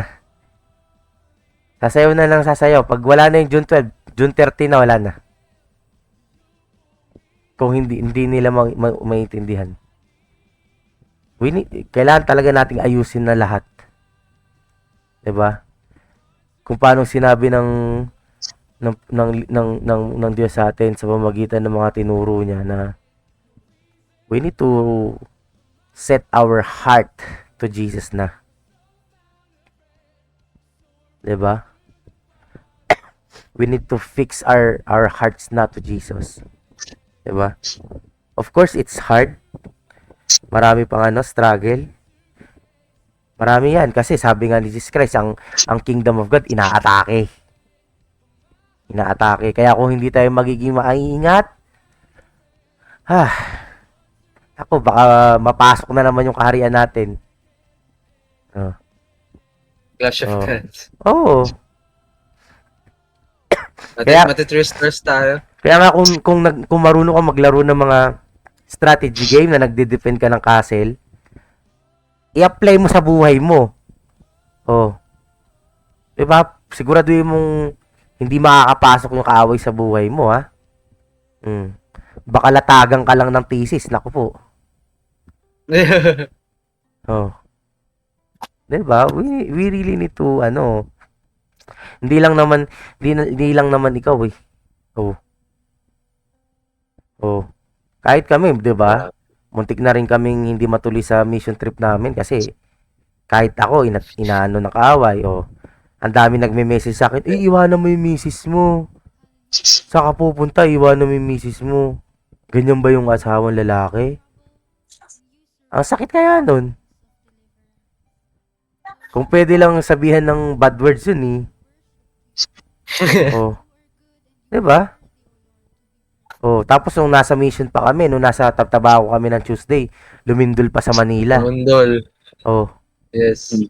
Oh, Naramdaman mo dyan. yung misis ko nasa 25th floor ng ng isa sa mga Manila building. Oh my God. Siyempre, atakin ako para ma-shake yung feet ko. Para magkaroon ako ng ma-distract ako sa ginagawa namin. Oh. Oh. Lolo nito nawala. Oh, wala nang explanation 'yun. Lolo niya nawala. Oh. Oh. 'Di ba? Samantalang ikaw, walang nawala sa iyo, wala kang asawa. Praise God. Kaya ba't di ka nakasama? 'Di ba? We need to check. Oh. Ngayon ngayon. Ayan. Ilalatag ko na. Tapos na tayo sa Karanglan. Oh, Okay na. ipagpe-pray ko ngayon Aurora. Oh, Oo. tutulungan natin si Brother Gerald kung pwede. Oh, pati si Pastora Loida. Oh. Hindi ko alam kung kailan pero yun sana ang next kong ipagpe-pray. Oh. Sasama Okay ba na. kayo? Yes. Oh. Sawa. Yan na naman tayo, sama.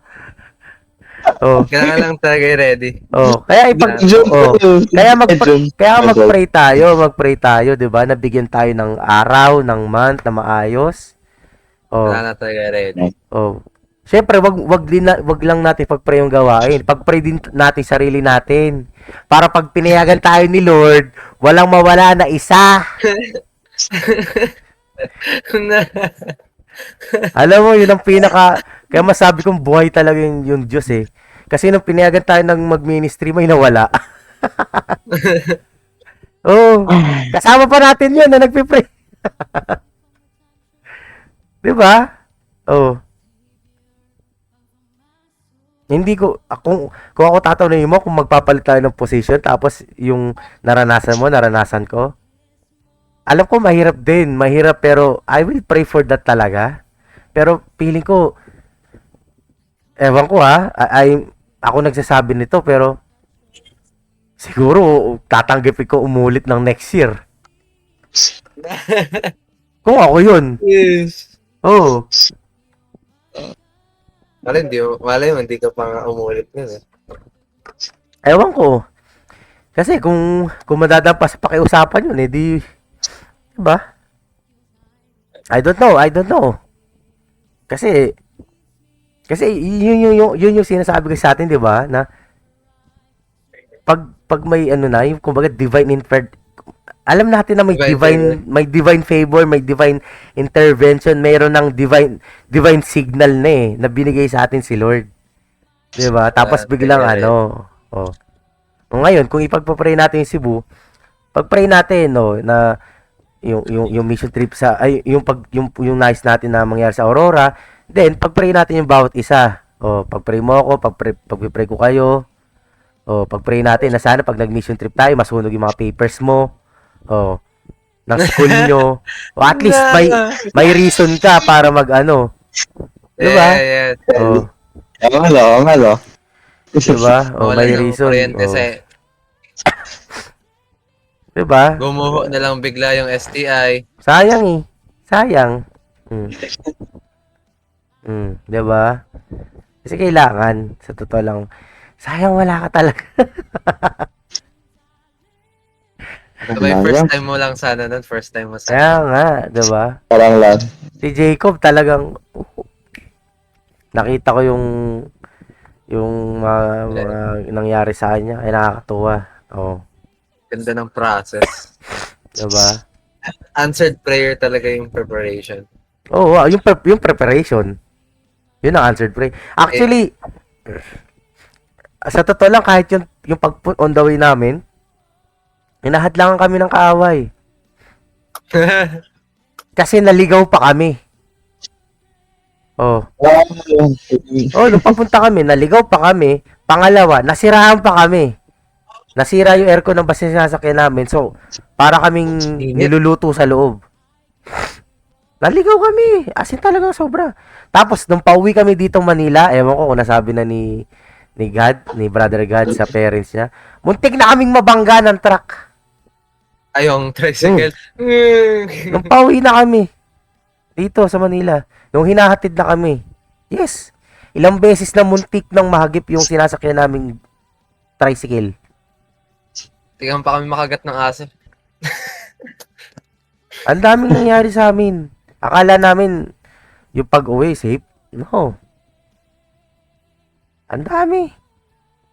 Sabi, makikita mo yung naligaw kami. Nasa kabilang bundok yung road na pinupunta.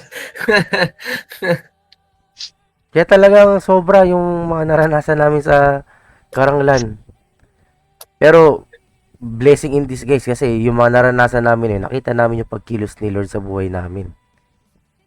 Kahit yung pag-uwi eh. Para tayong VIP, hinihintay tayo ng bus. Oo. Ay na lang yung bus nandun talaga mismo sa paalis na yun. Talaga, sa totoo lang. Nakapag-bring pa nga kami ng mga pasulubong. Which is hindi naman talaga Eh, kung- namin kailangan. Kung may truck lang kami, kaya ano, 2 sako na yung nakuha na. Oh, 2 sako. 2 sako. Gusto kong bigyan ng 2 sako na mangga. Yes. Wow! Grabe. 2 sako. Mm. Kaya lang Isang sako talagang rin ang- hindi namin kaya. Pero grabe. Mm. Grabe yung mga naranasan namin. Sana nawa ganun din sa Aurora. At nawa kasama ka. Sama ka. Eh. Ang daming naghahanap sa'yo dun sa Karanglan. Asan yung isa sa inyo? 3 lang kayo. Sayang, sabi pa nga ni Pastor Le, bihira mang kasana niya ng base.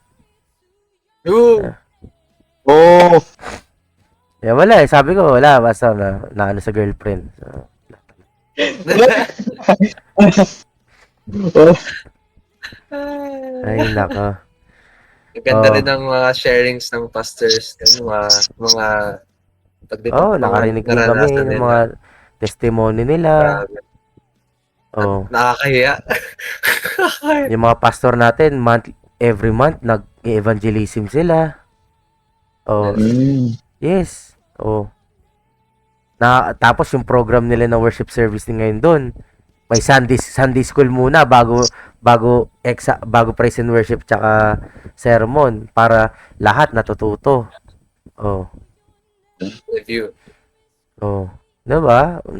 Nakikita din namin na ganito yung ginagawa nila. Oh. Kahit struggles din nila. Grabe. Mm. Mm. Sayang wala ka. Maiyak. Oh, Maiyak-iyak na ako habang Magbuntong hininga ka na. Kaya pag-pray natin nawa makapunta tayo ng Aurora. This Oh, summer sana.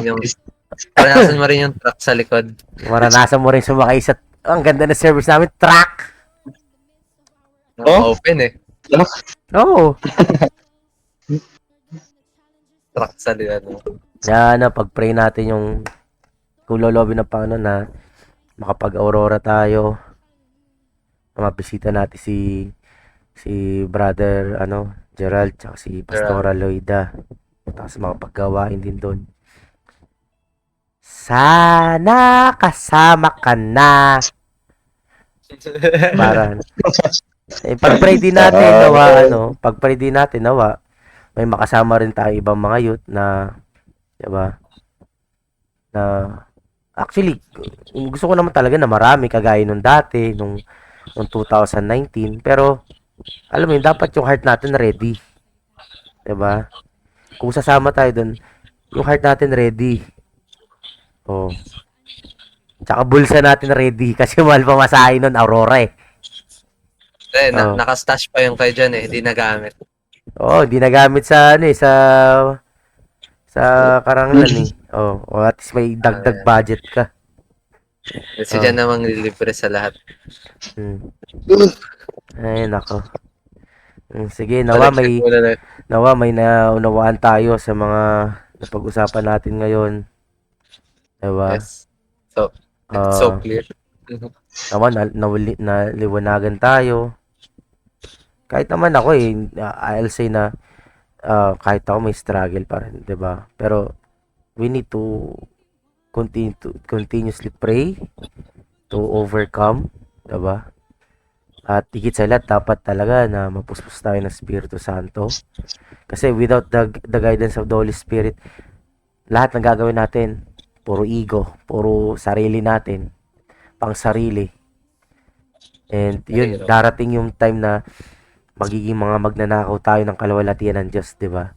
Imbis na si God ang naluluwalhati, tayo na ang tumatanggap, and which hindi natin dapat maranasan, di ba?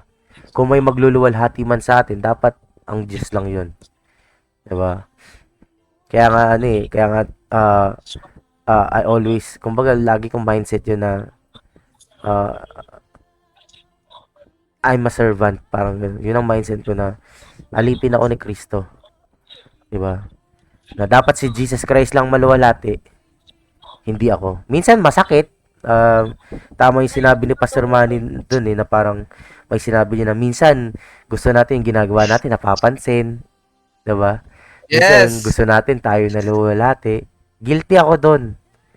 Guilty ako doon. Kaya sabi ko, Lord, ayoko na ng ganun Kahit sa school, ganun eh. ayoko na ayoko tumanggap ng glory kasi nagiging I know myself. Pag napupuri ako, umaano yung ilong ko, nagiging mayabang ako. I know myself. Ganun kami sa school eh. Pag naglabasan na ng score sa exam, pag mas mataas ako sa kanila, sabihin ko, ano score mo? Diba? Hintayin Ano ko, eh. hintayin ko yung reply nila. Yung sa'yo, ilang ka? Ay, ano lang ako. Oo, kasi hindi likas na yun isa sa mga yun ang gusto ng katawan natin, yung ganung exaltation na ako ang superior, inferior kayo, mga injo. Kaya grabe yung ulo ko nun nung naging Crisostomo ako eh. Kaya hindi maganda yung ganun. Kaya I'm Yes. praying, yun, dapat lagi na ipag-pray and then i-guard ni God yung heart natin kasi talagang minsan diyan tayo Mahirap. atakin sa ganyan. Yes, Pag sobrang yun. ano ka lang, sprinklean ka lang ng Oo, hindi ka papuri. lang. Nako, konti lang. Nako po, grabe ang react mo. Kaya nakakatakot sa totoo lang. Hindi So, ka react. kailangan natin maging maingat. Yes, Sige, man. sige, sa pagtatapos natin, sige, tayo manalangin. Sige, Brother God, ilit mo yung prayer natin.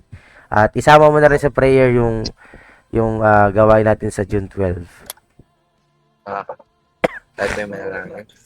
Maraming na sa langit, mga Father God. Salamat naman sa tunay mga sa lahat naman ng pinahagama sa mga tunay mga Father God. Naman, hindi namin tayo mga lahat naman ng pag-ima sa mga sarili, mga tunay mga kayo naman ang aming mga kalaman sa mga sarili. Hayaan niyo po mga Father God, tunay mga magduwali ng mga ngayong ng Espiritu Santo, mga sa lahat Amen. sa tunay mga sa lahat naman na aming mga gagawin, tunay mga hindi sa mga sarili, mga kundi sa mga Panginoon na matulungan niyo po kahit ang mga kapatid, ihanda ang bawat sa ng mga Fergat sa magiging gawain sa Junto. Amen. Natunay ang mga Fergat naman, ang mga sarili, ay handa ang mga Fergat mga malakas sama sa aming kapatid, sa mga taong sa labas.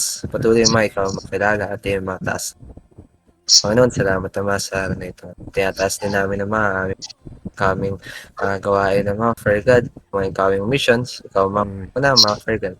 Kaya niyo po, pray ka naman, ay magbaba ang mga sarili at yung Amen. magbigay lahat ng mga lahat sa iyong kalwalhatian. Amen. Salamat sa araw na ito. Salamat naman sa buhay, sa pagkain naman na yung pinagkalo sa bawat sa iyong spirit.